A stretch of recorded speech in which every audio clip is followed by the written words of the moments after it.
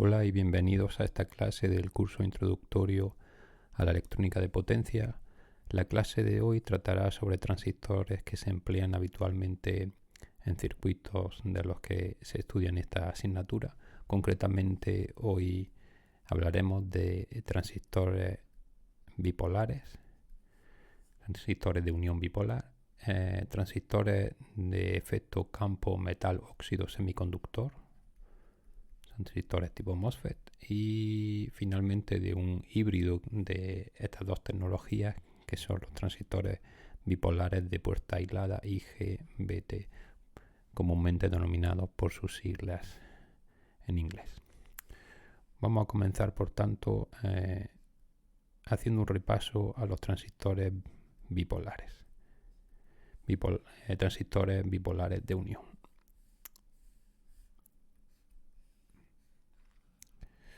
Los transistores bipolares están formados por una estructura de semiconductores bien de tipo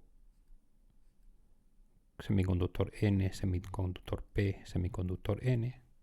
En este caso hablamos de un transistor bipolar NPN, cuyo símbolo eléctrico es este que tenemos aquí. El terminal de control se denomina base y luego tenemos dos terminales adicionales que son el colector y emisor, entre los que circula la corriente. La corriente de base es la que controla la cantidad de corriente que circula entre el colector y emisor. Es por tanto este dispositivo un dispositivo controlado por corriente. NPN, como digo en este caso, o también existe la estructura tipo PNP.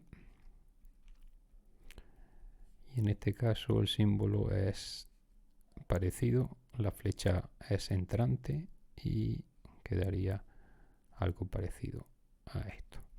La base, el emisor y el colector. Típicamente el colector se coloca al potencial mayor en el caso de un transistor NPN. En el caso de un PNP el colector se coloca al potencial menor, el emisor al potencial mayor.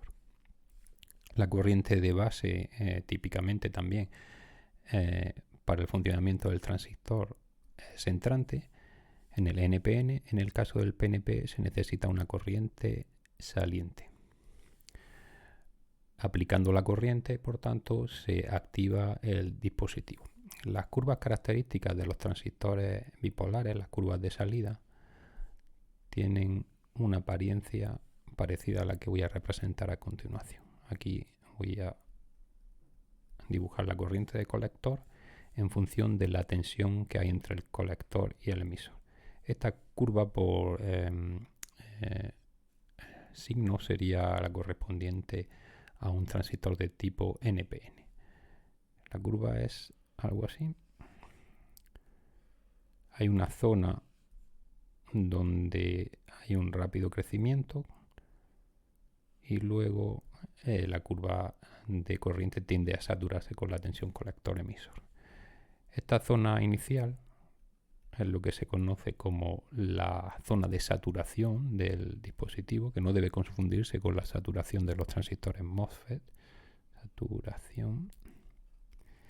Y esta segunda zona es lo que para este criterio de signos en un transistor NPN es la zona de activa directa. Activa directa.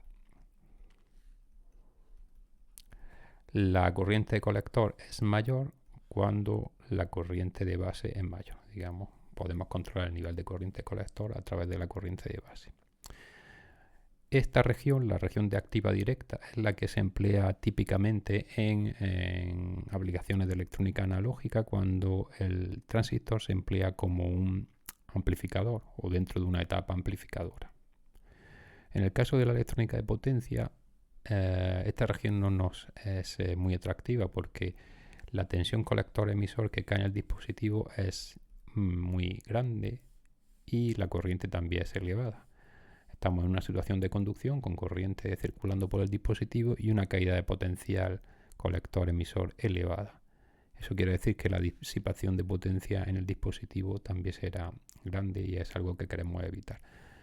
En el ámbito de la potencia, de la electrónica de potencia, nos interesa que si hay corriente, la caída de potencial entre los terminales colector y emisor, que serían los terminales de paso de corriente del interruptor. Si el interruptor está cerrado, quiero que la caída de potencial sea mínima. Entonces, la región de saturación es la que tiene mayor interés en nuestro caso, donde la tensión colector-emisor es la menor posible. También es cierto que hoy en día el uso del transistor bipolar va tendiendo a estar menos presente en favor de otras tecnologías, entre ellas el transistor MOSFET y evoluciones del transistor MOSFET que se han optimizado para potencia. Entonces, si bien es cierto que era un transistor muy empleado en todos los ámbitos de la electrónica y en particular en la electrónica de potencia, poco a poco el número de aplicaciones que emplean transistores bipolares va siendo cada vez menor. Los tiempos de conmutación típicos de este tipo de transistores pueden ir desde cientos de nanosegundos hasta microsegundos, dependiendo del tamaño del transistor y la capacidad de manejar corriente que tengan. Y también de forma típica pueden manejar voltajes del orden de 1400, 1500 voltios y llegar también hasta cientos de amperios.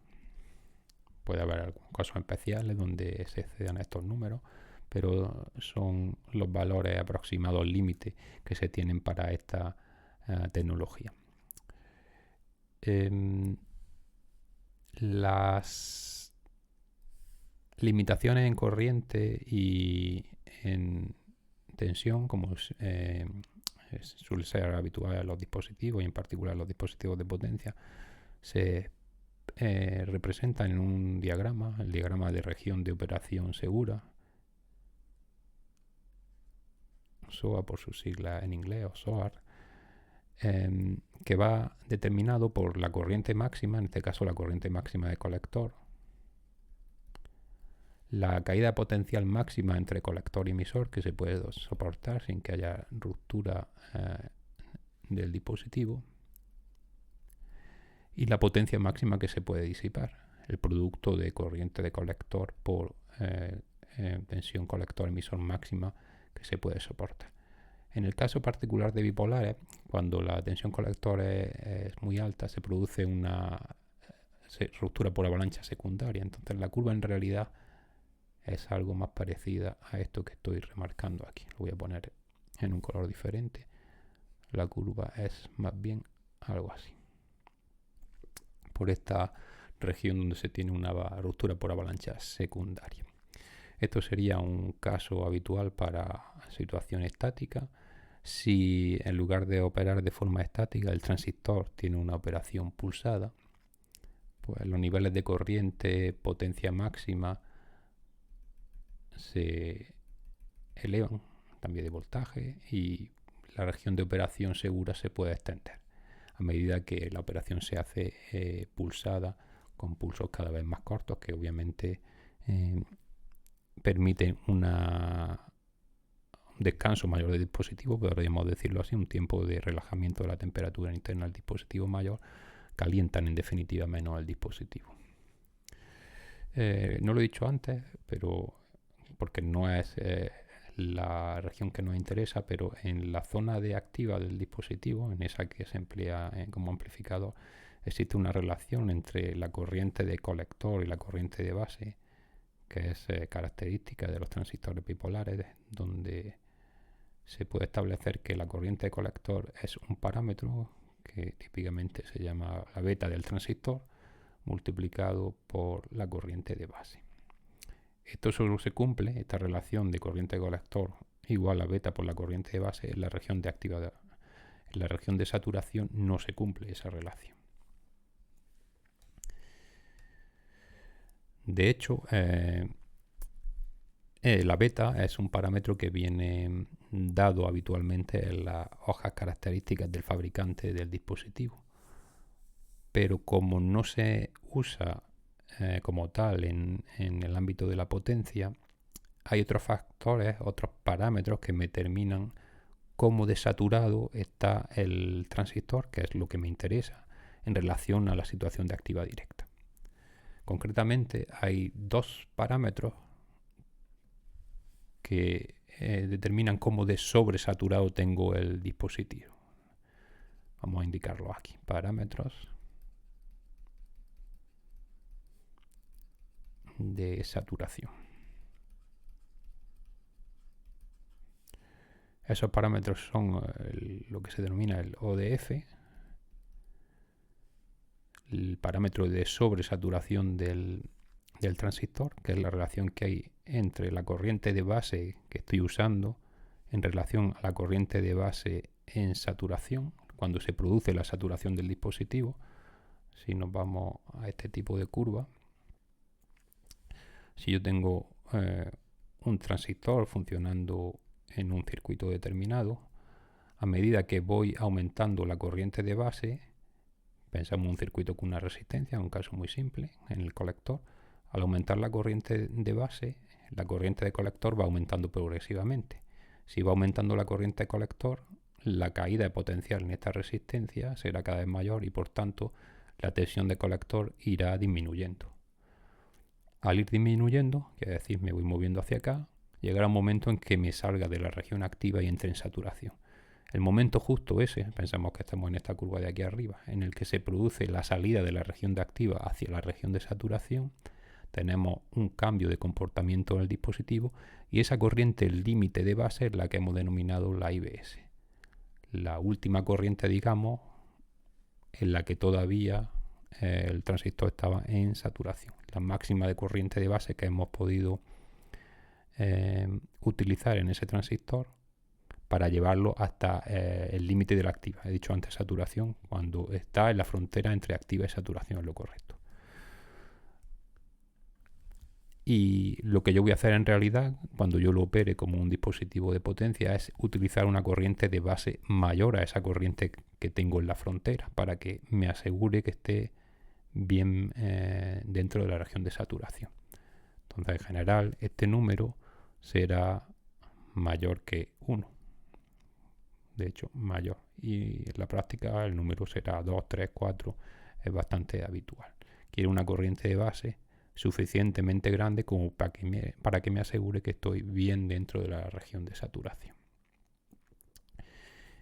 Y bueno, la beta la podemos seguir definiendo en la región de saturación. Lo único es que esta beta no se corresponde ya con la que viene en las hojas características.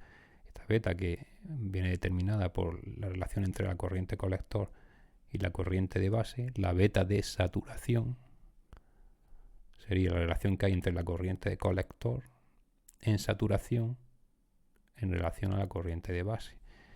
Esta corriente de base yo la he ido aumentando para asegurarme que estoy muy dentro de la saturación. Pero una vez saturado el dispositivo, la corriente de colector apenas cambia. Si pensamos en el ejemplo anterior, tengo el transistor, he aumentado la corriente de base hasta que esta tensión ha caído de forma que el transistor está saturado. Dependiendo de la tecnología, la tensión de saturación puede ir del orden de 0,2 voltios hasta 0,8 voltios, pongamos. Una vez que llego a la saturación, esa tensión ya prácticamente no cambia. La alimentación no cambia, la tensión en el colector no cambia, entonces la corriente que viene por la resistencia de colector es fija y la corriente que entra por el colector es fija. Este número prácticamente no cambia. La corriente de base la he ido aumentando para asegurarme que estoy muy dentro de la saturación. Este número beta, que anteriormente era una constante en la región de activa, ahora cada vez será un número menor una vez que yo entro en la saturación. Entonces, la beta de saturación siempre es menor que la beta de activa. Esta es una constante. Esta es un número que va cambiando dependiendo de cómo yo sobresature el transistor. En transistores de potencia, la beta normalmente toma valores entre 5 y 20. Es bastante habitual para los típicos dispositivos que se emplean en la mayoría de los circuitos, a no ser que sea un circuito de de manejar poca potencia y se empleen transistores de una ganancia en corriente un poco mayor. Bueno, vamos a pasar ahora a hablar un poco de las características dinámicas que tienen estos dispositivos.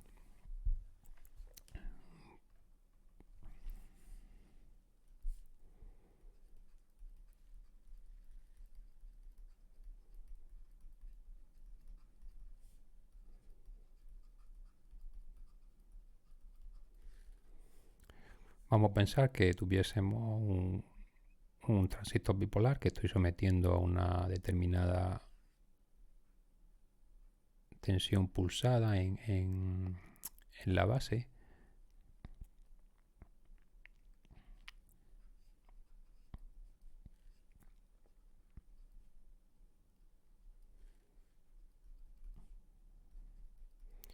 Esta tensión pulsada, estos pulsos que estoy aplicando a la base harán que haya una cierta corriente entrante a la base y me activarán el dispositivo. Entonces voy a representar en esta gráfica una situación en la que yo aplique un pulso a la base y vea cómo evoluciona el dispositivo. Vamos a poner esta tensión como VBB, por ejemplo.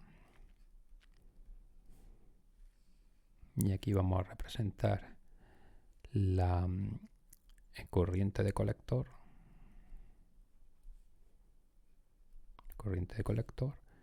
Y la tensión de colector emisor en este caso, porque he representado el emisor a tierra, la tensión de colector. Esto sería para el caso particular de una carga resistiva. Entonces, inicialmente la tensión de base es 0 y en un determinado momento pues hay un pulso positivo y luego probablemente será otra vez negativo, 0 y así sucesivamente, el generador de pulsos que corresponda.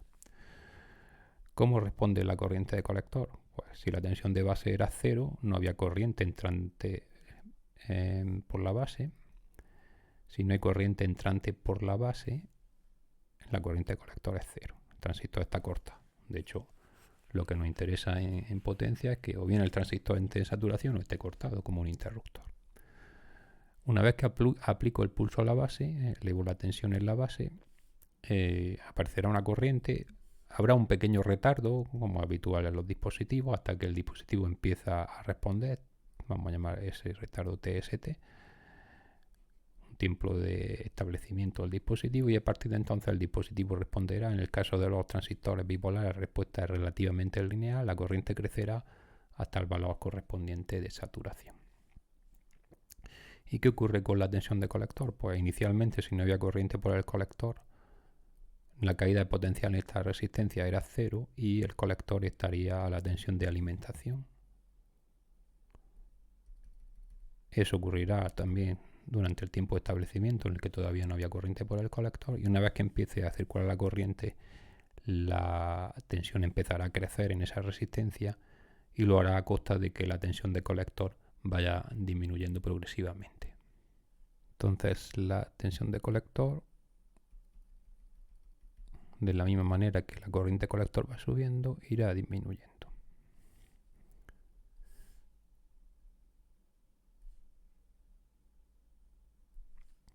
El valor del que partía sería VCC y aquí al final, aunque lo he pintado como 0, llegaría a un cierto valor pequeño que sería la tensión colector emisor de saturación, la situación de saturación.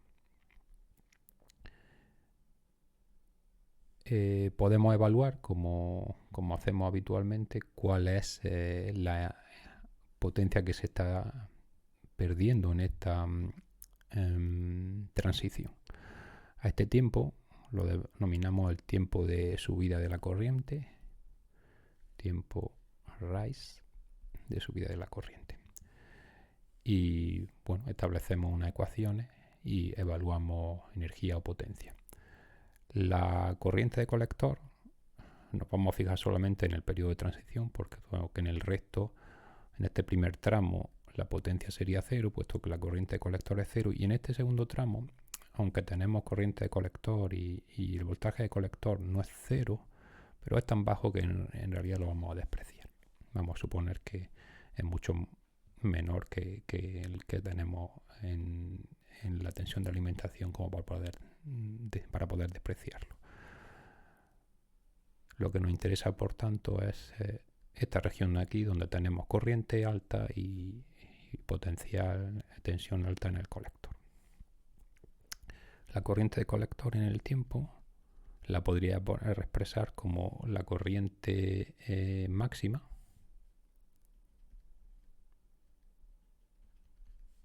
multiplicado por T entre el tiempo de subida de la corriente, que es este tiempo de aquí, siendo esta corriente la corriente de colector máxima. Y la expresión para la tensión, colector emisor o colector en este caso, da igual, sería la tensión colector máxima, que es el VCC, por el tiempo de subida menos el tiempo partido el tiempo de subida. Lo puedo expresar de esa manera. Y para calcular a continuación la energía que he perdido en la transición, la parte junto con esta, que es la que me interesa, pues haría la integral. Esta sería la energía que pierdo en la puesta en conducción. Tendría que hacer la integral desde cero, empezando a contar el tiempo aquí, hasta el tiempo de subida, del producto de la tensión colector-emisor por la corriente de colector en el tiempo. Y eso sería la integral VCC por el tiempo de subida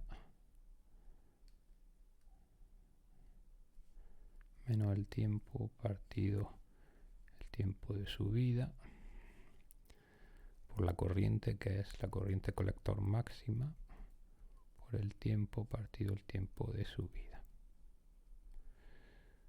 Y todo esto integrado en el tiempo. Bueno, pues haciendo la multiplicación, aquí no voy a poner en detalle los resultados, o los pasos intermedios, mejor dicho. El resultado que se obtiene sería 1/6 de la corriente de colector máxima por la tensión de alimentación por el tiempo de subida. Esta es la energía que se pierde en la puesta en conducción del transistor en esta situación de conmutación con carga resistiva. Y de forma análoga, si calculásemos el tiempo que se pierde en la puesta al corte del transistor, sería la curva análoga a 1/6 de la corriente máxima por la tensión máxima del colector emisor por el tiempo de caída de la corriente, que no tiene por qué coincidir con el tiempo de subida de la corriente. Entonces estas son las expresiones típicas para el caso de una carga resistiva, para el caso de una situación como la que hemos representado, que puede que no sea la única que se pueda dar. Obviamente podemos tener otro tipo de carga, pero bueno, lo vamos a dejar aquí para explicar este caso fundamental. Y a continuación vamos a hablar de la configuración Darlington, que es un tipo de circuito, podríamos decir una variante de una combinación de transistores bipolares que se vende ya de forma integrada. Digamos, uno no tiene que construirla, que unir dos bipolares, aunque podría hacerlo igualmente, pero se vende de manera integrada. Se vende ya un dispositivo integrado que tiene dos transistores bipolares dentro en esta configuración de aquí, que es la configuración Darlington. Esta sería la base, el colector y el emisor. Hay un bipolar y otro bipolar. Esto se llama Darlington.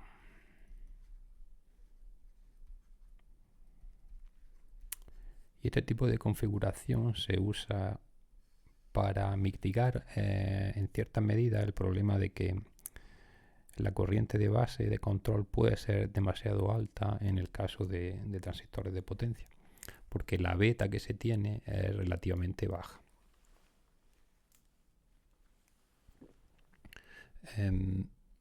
Es una manera, digamos, de aumentar la beta, la ganancia en corriente del dispositivo. Si aumenta la beta, la corriente que necesito para controlarlo se hace menor. Entonces vamos a encontrar cuál sería la beta, suponiendo activa directa, que no es la región de operación habitual, pero nos da una idea de la ganancia del dispositivo y de la corriente de control que necesitaríamos para que funcionase o cuál sería la beta correspondiente a esta configuración Darlington. Recordemos que la beta se define como la relación entre la corriente de colector y la corriente de la base. En este dispositivo pues tenemos una corriente de colector global que se divide, si llamamos a este transistor Q1 y a este de aquí Q2, tendríamos una corriente de colector de Q1 y una corriente de colector de Q2. Una corriente de emisor de Q1 y una corriente de emisor global, que es la de Q2, coinciden. Y de emisor, que es la misma que la de Q2. La corriente de colector global no es la misma que la IC2, que la corriente de Q2, puesto que aquí hay un nodo donde se divide. Entonces podemos decir que la corriente de colector global es la suma de la de Q1 más la de Q2. Y estas corrientes las puedo poner en relación a las corrientes de base. La corriente de colector de Q1 sería la corriente de base global, la que entra por aquí, que es la global del dispositivo Darlington, multiplicada por la beta del transistor Q1, más la corriente de colector de Q2, que sería la corriente de la base del 2 por la beta del 2, sabiendo que la corriente de la base del 2 es en realidad lo mismo que la corriente de emisor del 1. Entonces puedo ponerlo de esta manera. En lugar de poner la corriente de base 2, pongo la corriente de emisor del 1 multiplicado por la beta 2. Y la corriente de emisor de 1 se puede expresar, esto se cumple en los bipolares. La corriente de emisor es la suma de la que entra por el colector más la que entra por la base. Entonces, en lugar de poner la corriente emisor de 1, pongo que es la suma de la que entra por la base, que es la corriente de base global, más la que entra por el colector, que la puedo referir también a la de base, que sería beta 1 por la corriente de base. Y si ahora desarrollo, me quedaría lo siguiente.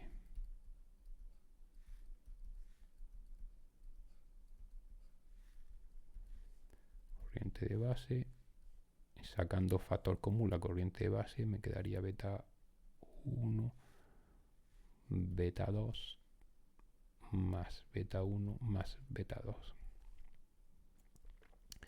Y como estoy encontrando una relación entre la corriente de colector global y la corriente de base global, eso es la beta global, que me queda este número de aquí. Beta 1 por beta 2 más beta 1 más beta 2. Si las betas son suficientemente grandes, pues sería el producto de las betas. Está corregido, hay que corregirlo con la suma de beta 1 y beta 2, pero en términos generales podemos decir que en primera aproximación podría ser el producto de las betas. De esta manera se disminuye la corriente de base necesaria para controlar un bipolar, con esta combinación de dipolares que se denomina Darlington. El siguiente dispositivo que vamos a estudiar es el transistor MOSFET. El transistor MOSFET es particularizado para el caso de potencia.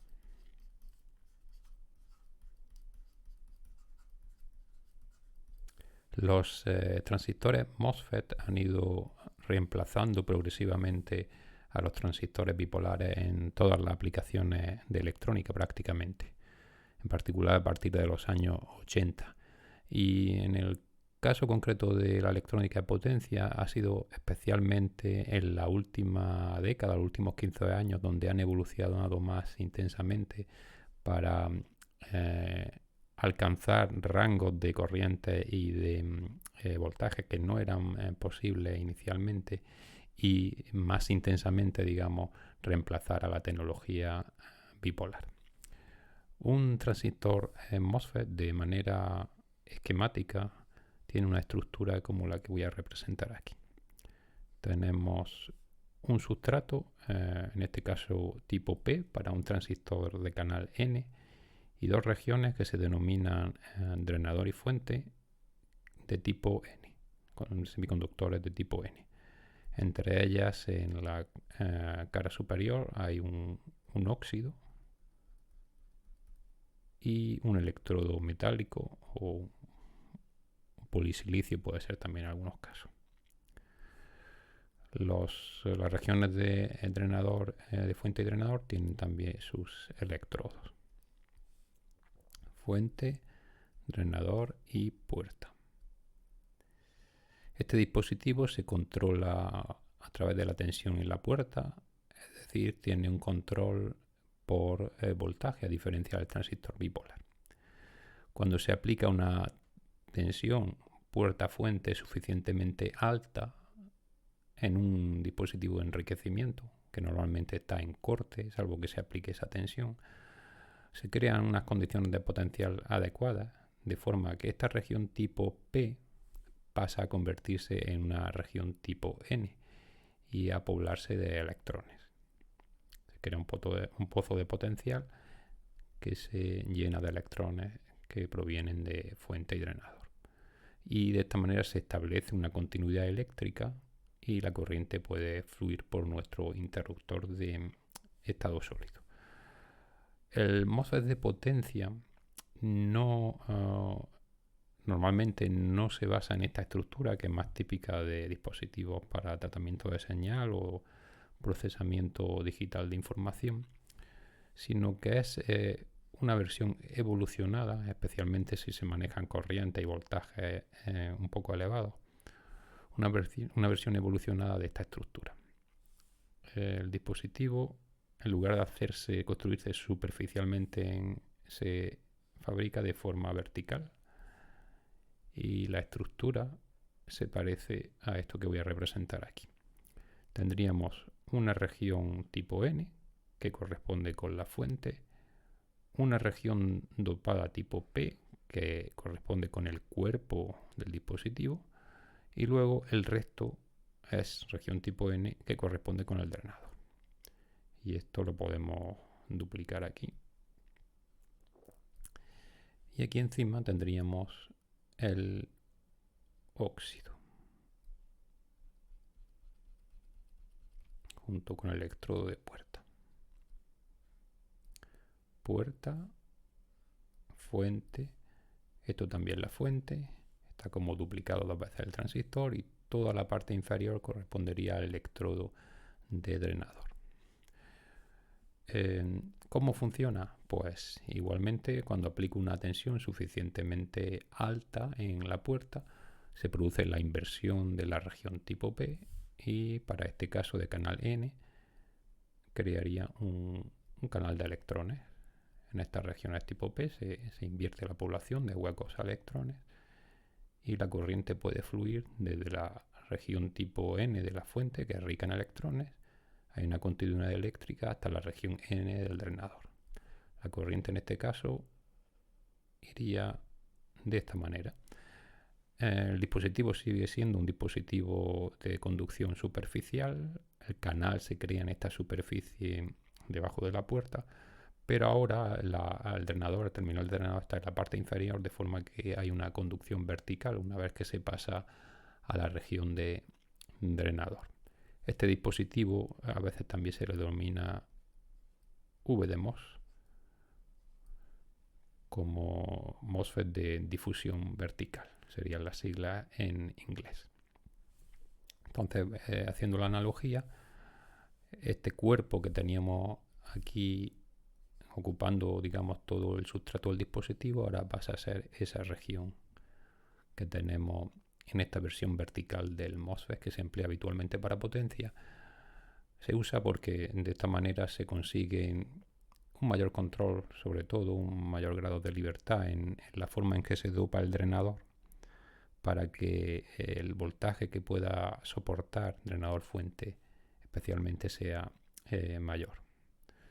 Hay que tener en cuenta que en este dispositivo tenemos una estructura NPN, se nos crea de forma inintencionada un transistor bipolar que podría ponerse en conducción de forma accidental, de forma no intencionada, y en cierta manera arruinaría la característica MOSFET, perderíamos el control. Entonces, para evitar que este transistor parásito NPN, que se crea por la forma en que tenemos la estructura del MOSFET, lo que se hace habitualmente, especialmente en el ámbito de la potencia, es cortocircuitar la fuente con el cuerpo. Esta región y esta región se cortocircuitan, se ponen al mismo potencial, de forma que se pueda anular ese dispositivo. Esto no quita que aún así sigamos teniendo una región PN, un diodo parásito, entre la fuente y el drenador. Aquí se nos crea un diodo que conecta la fuente con el drenador. De esta manera, si representamos el símbolo de un transistor MOSFET de enriquecimiento, que sería el que voy a representar aquí. Este es para canal N, donde explícitamente se indica que el cuerpo y la fuente están cortocircuitados. Tendríamos la puerta, el drenador y la fuente. Esto es un transistor N-MOSFET.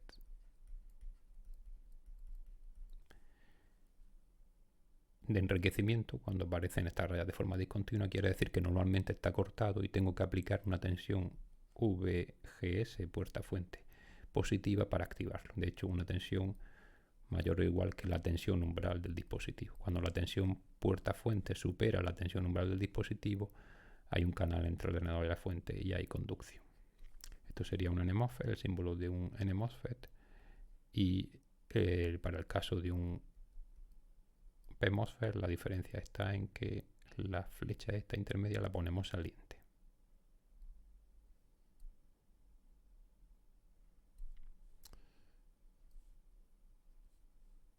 Esto sería P-MOSFET.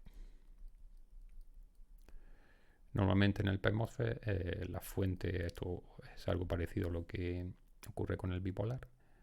La fuente es la que se coloca al mayor potencial, el drenador al menor potencial. En el caso del N-MOSFET, la fuente se coloca al menor potencial y el drenador al mayor potencial. Bueno, pues como decía antes, hay un dispositivo diodo parásito, si nos fijamos en el caso de este N-MOSFET, entre la fuente y el drenador. Hay un dispositivo diodo aquí, por la forma en que se fabrica. Y lo mismo ocurre también con el P-MOSFET. Este dispositivo en muchas aplicaciones, en muchos circuitos, tiene interés que esté, es beneficioso que esté.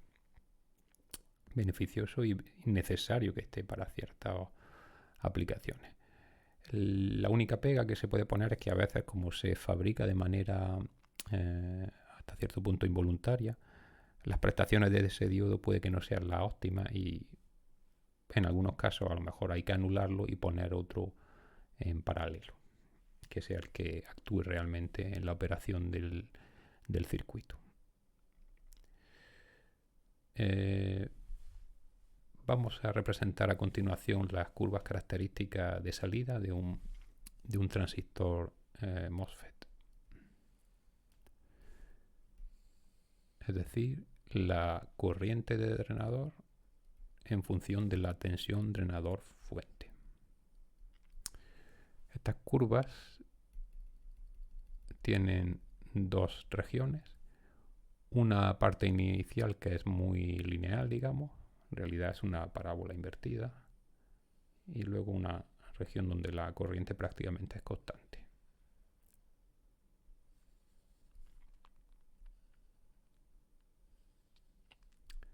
La La corriente es mayor para valores crecientes de VGS, de la tensión puerta-fuente. A medida que aumenta la corriente. Las regiones que se distinguen son esta región inicial, que se denomina la región lineal o la región óhmica, y esta región de aquí, que sería la región de saturación. No confundir con la región de saturación de los transistores bipolares. De hecho, para evitar la confusión, en algunos autores, esta región se le llama activa, para hacerla análoga en nomenclatura al caso de los transistores bipolares. Pero bueno, formalmente en la mayoría de los libros de texto, cuando se estudia el MOSFET, esa región se le llama saturación, porque se satura la corriente de drenador. No depende ya de VDS o de VDS. Idealmente en la práctica sí hay una cierta dependencia, crece un poco con VDS, especialmente si el transistor es muy corto o si el dopado del drenador es bajo y la resistencia de salida es alta, que es algo que en particular puede ocurrir con ciertos transistores de potencia. La frontera entre la región de saturación y la región óhmica viene dada por la siguiente relación. Cuando la tensión drenador fuente es igual a la tensión puerta fuente menos la tensión umbral, se está en la frontera de saturación. Para tensiones mayores estaría en saturación y para tensiones menores estaría en la región lineal. En nuestro campo de aplicación de la potencia nos interesa que el dispositivo esté en la región lineal, que es donde la caída de potencial de drenador fuente es la menor posible. Evitaremos la saturación, que es la región que se utiliza habitualmente para usos, por ejemplo, como amplificador. Y para tensiones suficientemente altas, pues hay una tensión de ruptura de drenador fuente que viene cuantificada en las hojas características del dispositivo. En esta región inicial, la región lineal, la ecuación del dispositivo me dice que la corriente de drenador es una cierta constante por VGS menos VT, en primera aproximación, por VDS menos VDS al cuadrado partido por 2. Y en la región de saturación la corriente es otra constante, en realidad es la misma constante entre 2 en primera aproximación y multiplicada por VGS menos VT al cuadrado, VTH. Se pierde en primera aproximación la dependencia con la VDS. Bien, estas son las nociones fundamentales del MOSFET. Una cuestión que hay que tener especialmente en cuenta cuando se trabaja con transistores de tipo MOSFET es el hecho de que la puerta tiene una alta impedancia porque tenemos la capacidad de óxido. Y esa capacidad, el hecho de que cuando operemos el MOSFET para activarlo aplicando potencial a la puerta, tengamos una capacidad que tiene que cargarse, condiciona sustancialmente la forma en la que el dispositivo se pone en conducción, la curva característica de puesta en conducción. Esta capacidad típicamente se divide en dos, la capacidad puerta-fuente y la capacidad puerta-drenador. Y es la capacidad puerta-drenador la que tiene unos cambios más importantes porque cuando el dispositivo llega a la región de saturación, la densidad de portadores en la región del canal disminuye considerablemente y eso hace que el valor de la capacidad disminuya. Entonces esta capacidad presenta una fuerte dependencia con la tensión de puerta aplicada en relación a la tensión de drenador. En definitiva, si uno está en la región lineal, se toma un valor de capacidad y si uno está en la región de saturación, se toma otro valor de capacidad. Esto lo podemos representar con el símbolo del transistor. Estoy hablando aquí para transistor de canal tipo N, en MOSFET, pero esto se puede replicar también para transistores PMOSFET. Entonces, de forma explícita, ponemos las capacidades representamos las capacidades. Esta sería la capacidad puerta drenador y esta de aquí la capacidad puerta fuente. Como he dicho antes, la capacidad puerta drenador, si yo la represento en función de la tensión drenador fuente, tiene una dependencia significativa. Lo de la capacidad pues puede hacer algo así. Lo que se hace habitualmente a la hora de modelar es dividir la capacidad en dos. Un primer tramo por debajo de la tensión de saturación, cuando VGS menos VTH, la tensión drenador fuente queda por debajo de eso. Esto sería drenador fuente, este primer tramo. Y si la tensión drenador fuente queda por encima de la tensión de saturación, pues se toma otro valor de capacidad. Esta sería la que se denomina la CGD2, el segundo tramo, y esta es la CGD1. Esta es una idealización, obviamente la curva, como digo, es más complicada, pero se toman dos tramos con capacidad constante para a la hora de hacer cálculos pues no complicarlos demasiado. En la práctica, aunque aquí se ven relativamente parecidas, pero puede llegar a haber un factor hasta 100 veces de diferencia entre una y la otra. Vamos a pasar ahora a ver cómo conmuta el transistor MOSFET, la forma en que conmuta, la forma en que las tensiones y las corrientes van evolucionando, dependen del circuito particular en el que yo ponga el transistor. Pero de forma general, lo que podemos hacer es ponerlo para estudiarlo en un circuito típico en el que habitualmente se va a encontrar, donde la carga que se tiene en el drenador tiene una componente inductiva fuerte. Es una situación bastante habitual para que uno tenga un transistor MOSFET, aunque como digo, pues el estudio depende o el comportamiento depende de la situación concreta en la que uno esté con el transistor, en el circuito concreto que uno esté estudiando, y en particular las cargas que estén conectadas. En este caso, pues lo que vamos a idealizar esa carga como una fuente de corriente que representaría una bobina suficientemente grande, y vamos a ponerle un diodo en antiparalelo para que haya una vía de escape para la corriente cuando el transistor no esté en conducción. Este diodo lo vamos a suponer en principio ideal. Aquí vamos a colocar una resistencia en la puerta, que sería la resistencia del driver, y esto es una fuente de tensión que será un pulso que nos pondrá en conducción el transistor.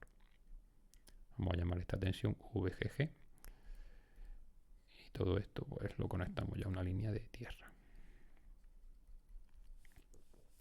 Vamos a representar de forma explícita las capacidades. Tendríamos la capacidad puerta drenador y la capacidad puerta fuente.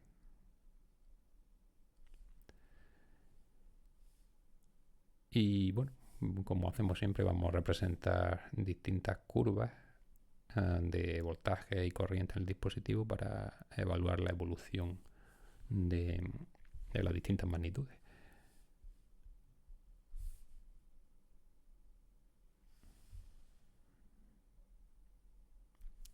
Aquí arriba vamos a poner la representación del pulso que activa el transistor en el tiempo. Vamos a representar, por ejemplo, la tensión de puerta, la tensión de drenador, la corriente de puerta y la corriente de drenador. Esas serían, en principio, unas magnitudes de interés. Aquí ponemos VGG. Aquí hemos dicho que íbamos a representar, hay que recordar la tensión de puerta, la tensión en la puerta física, este punto. Esto todo en función del tiempo.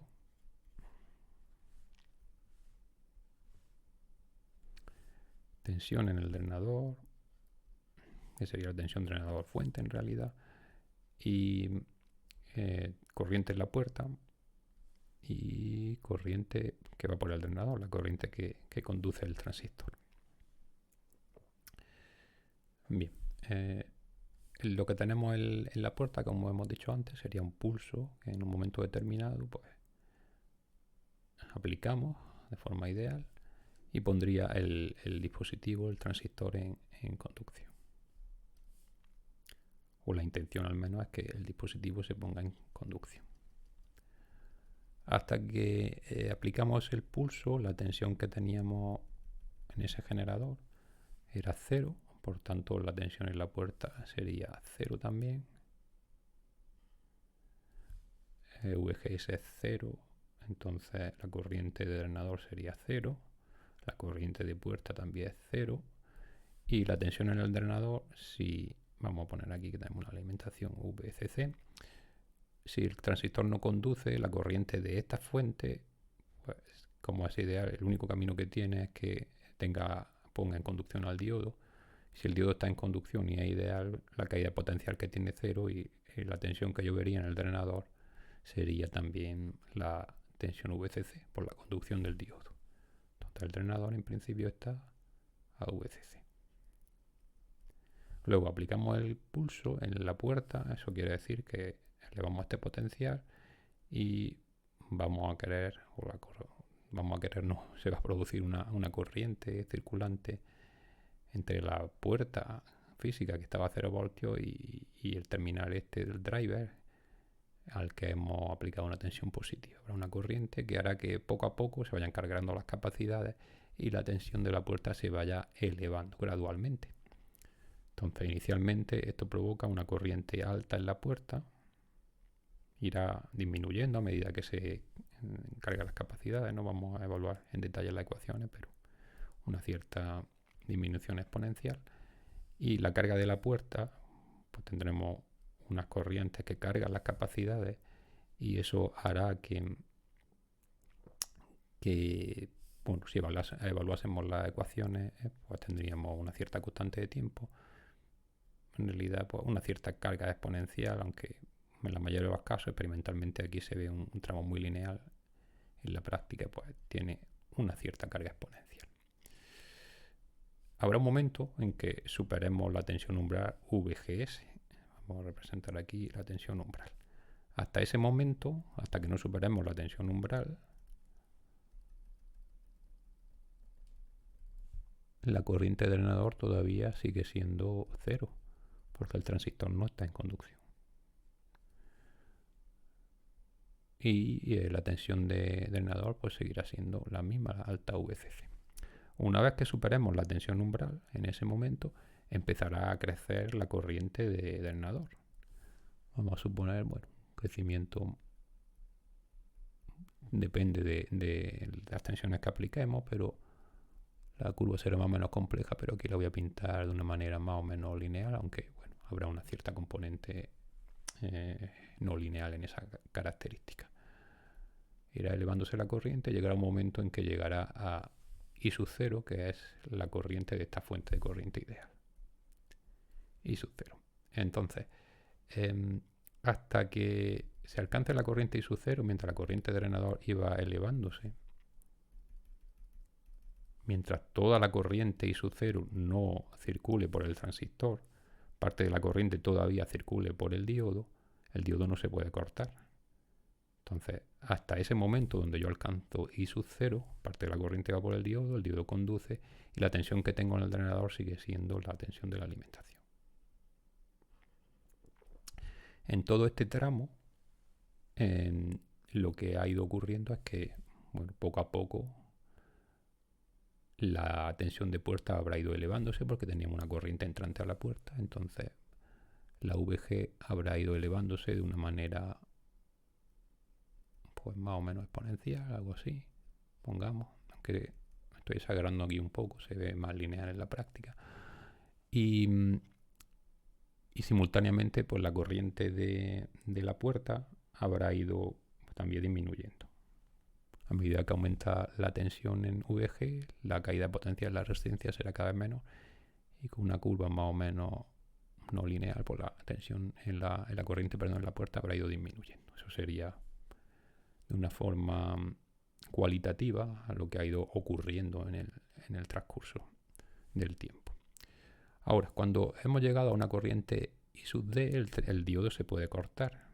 Este diodo ya se puede cortar. Toda la corriente va por el transistor. Pensemos que cuando el transistor se puso en conducción, la tensión drenador fuente era muy alta. Tenía VCC menos 0. Teníamos una tensión alta en el drenador fuente. Entonces, lo habitual es que se vaya a cumplir esto. Además, la tensión de puerta todavía era baja. Hemos empezado cruzando la tensión umbral. Entonces, cuando el transistor empieza a conducir, lo hace en saturación. En saturación, donde además sabemos que la corriente de drenador depende prácticamente, o al menos de manera ideal, solamente de la tensión puerta-fuente. Entonces, si nos acordamos de las curvas características, las curvas de salida son algo así.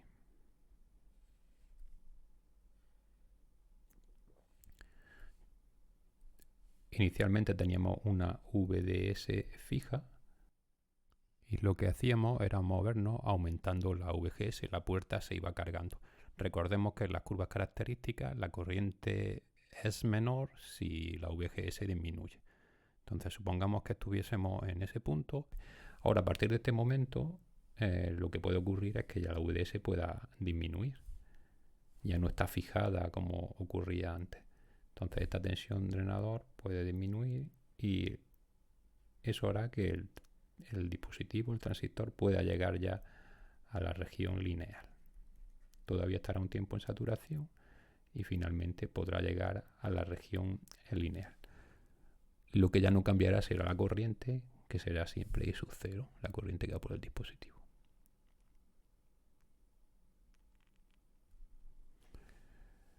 La tensión, pues como digo, irá disminuyendo progresivamente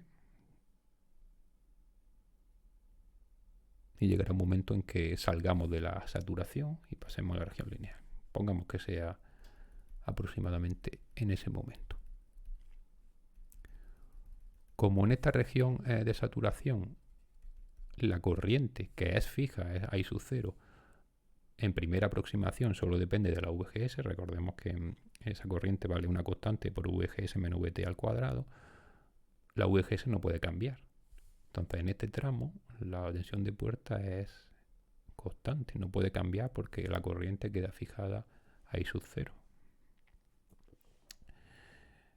Y si la tensión VG no cambia, quiere decir que la corriente que entra a la puerta, VGG menos VG, también será en ese intervalo de tiempo pues muy constante. Tendríamos esa situación. Si reparamos un poco en qué ha ocurrido con las capacidades, en el primer tramo, cuando estábamos iniciando la carga del dispositivo, esta corriente que entraba a la puerta cargaba las dos capacidades. Además, como el dispositivo estaba en saturación, esta VGD sería la que hemos llamado antes la VGD2, la correspondiente a una VDS alta, y como digo, se estaban cargando las dos capacidades. Toda esta región implica que se estaban cargando las dos capacidades. Cuando llegamos a este punto donde se alcanza la I0, la VGS queda fija, es decir, la capacidad CGS ya no se puede cargar. Esta capacidad, como tiene sus potenciales fijos, a ella no le entra corriente. Entonces, a partir de ahí, la única que tiene un papel sería la CGD. Esta capacidad es la única que puede cargarse o descargarse según proceda o según yo considere el criterio de signo. Y eso ocurre porque aunque la VG esté fija, la VD sí puede disminuir. Lo tenemos aquí, la VD va disminuyendo y esta capacidad tendrá un cambio en su carga. Entonces en este tramo solo juega un papel, digamos, la VCGD, la capacidad puerta drenador. Y seguirá siendo la puerta a la que hemos llamado la capacidad puerta drenador 2. Y luego, a partir de que crucemos el umbral de la saturación hacia la región lineal, esta capacidad pasa a ser la capacidad puerta drenador 1. Es decir, con la nomenclatura que hemos usado antes, aquí tendríamos la CGD2 y aquí la CGD1. Con esa nomenclatura, con ese criterio de nomenclatura que hemos puesto en los subíndices. ¿Qué ocurre entonces a continuación? Una vez que hemos alcanzado la frontera de la región lineal con la saturación, cómo siguen evolucionando las curvas. Sabemos que en la región lineal la corriente del drenador tiene una dependencia con la tensión drenador-fuente a través de la expresión corriente drenador igual a una cierta constante, tensión puerta-fuente menos la tensión umbral, por la tensión drenador-fuente menos tensión drenador-fuente al cuadrado partido por 2. Es decir, se incorpora la dependencia con la tensión puerta-fuente. La corriente de drenador no va a cambiar. La corriente de drenador va a seguir siendo la misma, la que teníamos una vez que venía determinada por la fuente ideal. La tensión de la puerta es VGG a la puerta física, la tensión del generador que pulsamos en la puerta. La puerta física, a través de este circuito de carga RC, quisiera alcanzar esta tensión VGG. En un momento determinado había quedado bloqueada porque como la corriente es fija y en la región de saturación esa corriente solo depende de VGS, VGS no podía cambiar. Pero ahora, una vez que hemos llegado a la región lineal, introducimos un grado de libertad adicional. Tenemos la VDS. Entonces, ahora la VGS sí puede seguir evolucionando, sí puede seguir creciendo hasta alcanzar la VGG, la que aplicamos con el pulso, y eso lo hará a costa de que la VDS pues siga disminuyendo un poco más hasta que llegue pues, al mínimo valor que le corresponda. Cuando esté ya en la región lineal no será cero porque bueno, no puede haber una caída cero típicamente en un transistor MOSFET entre drenador y fuente, pero será un valor muy bajo. Y la corriente de puerta pues seguirá evolucionando hasta que se cargue completamente este nodo de puerta físico y llegue prácticamente pues, a cero en tiempo infinito, digamos. Y esa sería la evolución de las curvas. Es un poco compleja, conviene repasarla en detalle y ver cada uno de los tramos. Volviendo al tema de las capacidades, en este último tramo las capacidades que estaban involucradas en las constantes de tiempo que yo obtendría si resolviera las ecuaciones en detalle, pues nuevamente aquí sí se está cargando la CGS porque la VG ya sí se podía cambiar en potencial. En este tramo volvemos a tener involucrada la CGS y ahora como estamos en la región lineal, esa CGS va asociada en paralelo a la que hemos llamado la CGD, quiero recordar, 1, que era la del tramo óhmico lineal. Entonces, haciendo recapitulación, aquí tenemos las dos capacidades que se cargarían, bueno, aquí también, todo este tramo. Estamos cargando la CGD y la CGS, en particular la CGD de saturación, la que habíamos llamado 2. Aquí solo la CGD 2 y aquí tenemos la CGS y la CGD 1, que nos da lugar a esta curva más o menos complicada, resultante de la puesta en conducción del MOSFET con esta carga en particular, que tiene esa fuente de corriente ideal que emula en cierta manera una bobina que pudiera haber en el drenador del dispositivo. En un caso más sofisticado, pues tendríamos que considerar que el diodo no sea ideal y que tenga su corriente de recuperación inversa que daría lugar a ciertos picos adicionales en la corriente. Bueno, Para ir acabando ya con el transistor MOSFET, decir que una de las limitaciones más importantes que tiene es la tensión máxima que se puede poner entre la puerta y la fuente, que esto viene limitado por el campo eléctrico máximo que puede soportar el óxido que hay en el MOSFET. Típicamente, pues, si el óxido es de buena calidad, entre 5 y 10 megavoltios en 3 centímetros.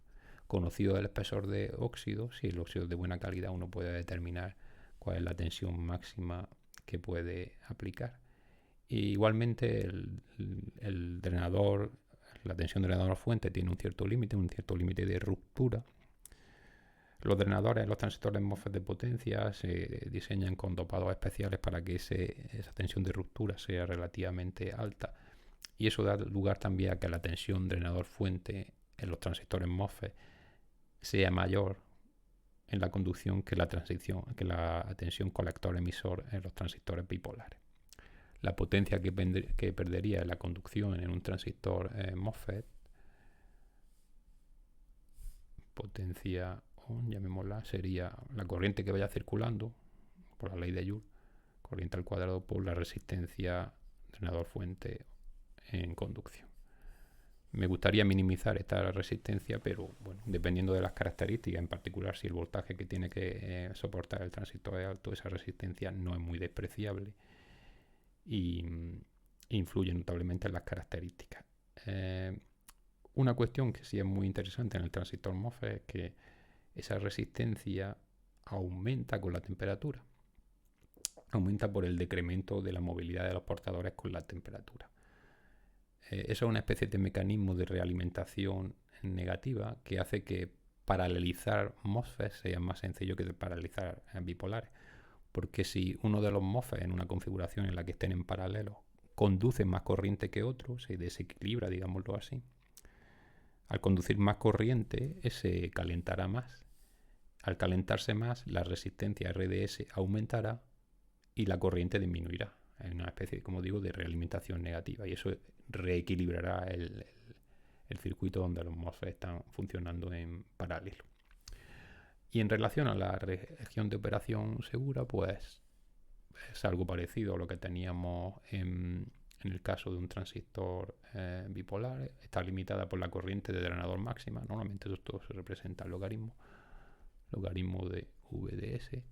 La tensión de ruptura del transistor MOSFET en términos de tensión drenador fuente, VDSS, normalmente se representa en condiciones continuas, y la potencia máxima que puede disiparse, que sería el producto de corriente drenador por tensión de drenador fuente. Esta sería la región de operación segura, lo que quedara dentro o por debajo de todas las curvas en DC. Y si uno opera de forma pulsada, pues normalmente estos rangos se van extendiendo y la región de operación segura va aumentando para características pulsadas. Según la frecuencia, pues esa región va aumentando. En el caso de un transistor MOSFET no se tiene esa segunda ruptura secundaria como ocurre con los bipolares. De hecho, podemos hacer una comparativa entre transistores bipolares y transistores MOSFET para recordar características interesantes. En el caso de los bipolares tenemos una conducción en volumen. En el caso de los MOSFET tenemos un canal superficial. Eso hace que el bipolar típicamente pues tenga mayor facilidad para conducir corriente. El bipolar está controlado por corriente, lo que el control es más complicado. Control por corriente. Mientras que el MOSFET está controlado por tensión. Control por voltaje. La frecuencia de operación, bueno, esto depende de tecnologías, pero normalmente van bien hasta un 10 kHz. Y en el caso de los MOSFET de potencia podemos llegar hasta 1 MHz, aunque haya tecnologías que hoy en día puedan superar incluso esos valores. La tensión drenador fuente, que en el caso del bipolar sería la colector emisor en conducción. Cuando el bipolar está en plena conducción es menor de 2 voltios, y en el caso de un MOSFET típicamente es mayor, pongamos de 2 a 5 voltios dependiendo de la tecnología concreta. Los valores máximos de voltaje y corriente máxima, en el caso del MOSFET puede llegar hasta 600 voltios, hay tecnologías que pueden incluso superar esos valores, estoy dando valores típicos, y 200 amperios. Y en el caso del bipolar la tensión máxima puede llegar hasta los 2 kilovoltios, 2000 voltios, y las corrientes máximas pueden llegar hasta 1 amperio. El bipolar tiene un coeficiente de temperatura negativo, con lo cual dificulta la paralelización, y el MOSFET tiene un coeficiente de temperatura positivo, como he comentado antes, que hace muy fácil la paralelización. El driver del bipolar es más complicado también por su control en corriente. El driver del MOSFET es bastante sencillo por su control en tensión. Bueno, y esto sería en esencia lo que quería comentar en este repaso y particularización de los MOSFET para el caso de la potencia, haciendo especial hincapié en las características especiales que tiene en la puesta en conducción, en lo complicado que pueden ser las curvas y en el cuidado que hay que tener con ellas. Y ahora, para acabar esta clase, me gustaría hacer un repaso rápido a un dispositivo híbrido que aparece en potencia, que se denomina el IGBT, transistor bipolar de puerta aislada, por sus siglas en inglés.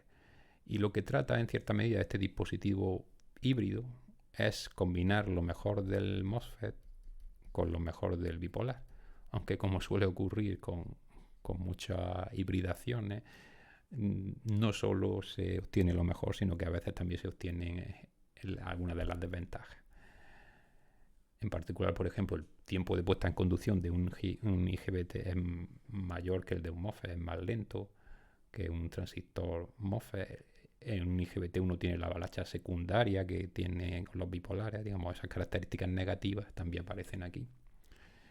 Y como ventaja, pues uno puede llegar a tensiones altas, de 600 a 3000 voltios a IGBT sin problemas, y tiene la gran impedancia que tiene el MOSFET en la puerta, con lo cual la corriente de puerta es muy baja, y en términos de esa eficiencia en el control presenta una ventaja significativa. El símbolo eléctrico del transistor IGBT es este que estoy representando,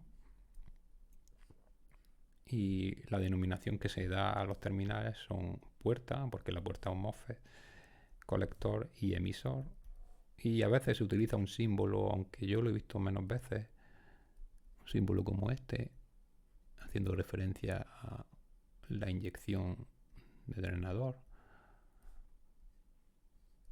Y en este caso, cuando se emplea este símbolo, la nomenclatura que se le da a los terminales sería puerta y drenador, como en el caso de un MOSFET, y fuente.